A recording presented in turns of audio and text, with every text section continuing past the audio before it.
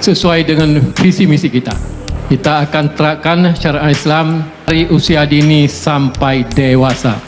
Ahmad! Allahu Akbar! Czechnya dan Aceh memiliki banyak kesamaan dalam sejarah perjuangan mereka. Keduanya pernah berjuang untuk merdeka, menghadapi konflik berkepanjangan, serta memiliki identitas Islam yang kuat. Namun, ada satu perbedaan besar. Czechnya berhasil bangkit dan menjadi wilayah yang kuat serta makmur, sementara Aceh masih tertinggal dalam banyak aspek. Apakah benar Czechnya bisa disebut sebagai Copian Aceh? Dalam video ini, kita akan membahas bagaimana Czechnya meniru banyak aspek perjuangan Aceh, tetapi justru berhasil membangun diri mereka menjadi wilayah yang lebih stabil dan berkembang. Satu Aceh dan Czechnya, saudara sejarah yang terpisah takdir. Czechnya dan Aceh memiliki latar belakang yang mirip. Keduanya adalah daerah yang memiliki identitas Islam yang kuat dan pernah berperang melawan kekuatan besar.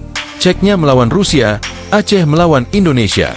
Di era 1990-an, Aceh dan Czechnya sama-sama menjadi medan perang antara kelompok separatis dan pemerintah pusat. Pejuang GAM, Gerakan Aceh Merdeka, berjuang untuk melepaskan diri dari Indonesia. Sementara di sisi lain, pejuang Czechnya berperang untuk merdeka dari Rusia. Namun, meskipun perjuangan mereka mirip, hasilnya berbeda. Aceh akhirnya menandatangani Perjanjian Helsinki tahun 2005 yang memberi mereka otonomi khusus tetapi tetap dalam Indonesia. Sementara itu, Czechnya, meskipun secara teknis masih dalam Federasi Rusia, mendapatkan kebebasan luar biasa untuk mengelola daerah mereka sendiri. Dua Czechnya berhasil, Aceh masih berjuang. Jika dilihat dari segi pembangunan, Czechnya telah mengalami kemajuan pesat setelah perang. Kota Grozny, yang dulunya hancur lebur, kini berubah menjadi salah satu kota modern dengan masjid megah, jalan raya lebar, dan gedung pencakar langit. Sementara itu, Aceh masih bergulat dengan berbagai masalah. Dana otonomi khusus, Otsus, yang diberikan oleh pemerintah pusat masih belum sepenuhnya digunakan untuk membangun Aceh menjadi lebih maju. Infrastruktur yang seharusnya bisa berkembang pesat masih tertinggal dibandingkan dengan daerah lain di Indonesia. Apa yang dilakukan Czechnya yang tidak dilakukan Aceh? 1. Pemanfaatan dana dengan efektif. Czechnya menggunakan dana dari Rusia untuk benar-benar membangun wilayahnya. Sementara di Aceh, banyak dana yang tidak digunakan secara maksimal untuk kesejahteraan rakyat. 2. Kepemimpinan yang kuat. Czechnya memiliki pemimpin yang tegas dalam mengarahkan pembangunan. Sementara di Aceh, sering terjadi ketidakstabilan politik yang menghambat pertumbuhan ekonomi.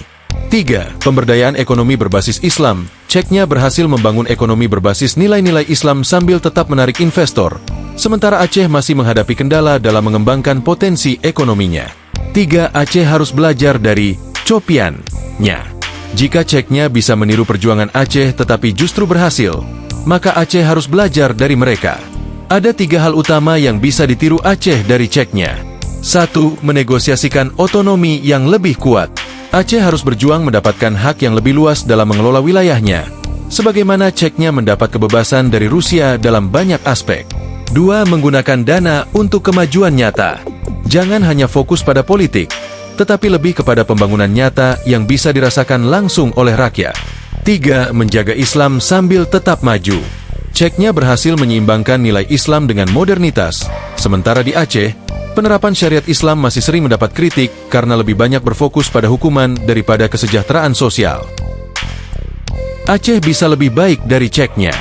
Czechnya memang bisa dibilang sebagai Copian Aceh dalam sejarah perjuangannya.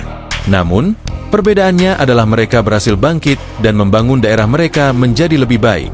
Aceh masih punya kesempatan untuk mengikuti jejak Czechnya atau bahkan melampauinya. Jika Czechnya bisa bangkit dari kehancuran dan menjadi salah satu wilayah paling stabil di Rusia, maka Aceh juga bisa melakukan hal yang sama di Indonesia. Yang dibutuhkan hanyalah kepemimpinan yang kuat, pemanfaatan sumber daya yang lebih baik, dan kebijakan yang benar-benar berorientasi pada kesejahteraan rakyat. Jadi, apakah Aceh bisa mengejar Czechnya? Itu semua tergantung pada rakyat dan pemimpin Aceh sendiri.